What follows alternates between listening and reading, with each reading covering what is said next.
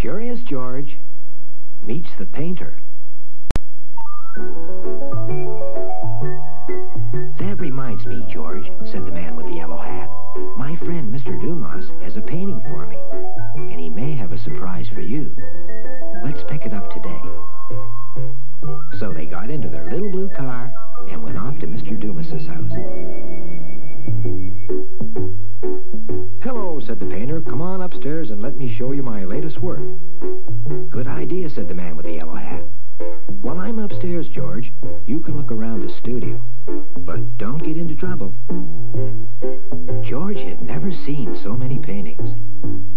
There were paintings of men, women, children, dogs, and flowers. George wanted to paint a picture all by himself. Where did Mr. Dumas keep all his paints? George was curious. There were shelves with lots of cans and paintbrushes on them.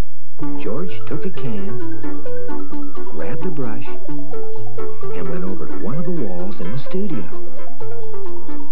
He decided to paint pictures of some of his friends. The man with the yellow hat, Jimmy with the baseball bat, Mrs. Tonelli from the ketchup factory, and his neighbor, Mrs. Silverman. Soon, George had painted all over the wall. There was no more space left.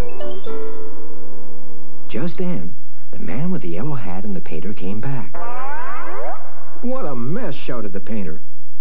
George was scared. He hid behind a pile of pictures. Just then, the doorbell rang. It was a customer. Good morning, she said. I need a painting for the living room in my new home. May I look at your pictures? Certainly, said the painter.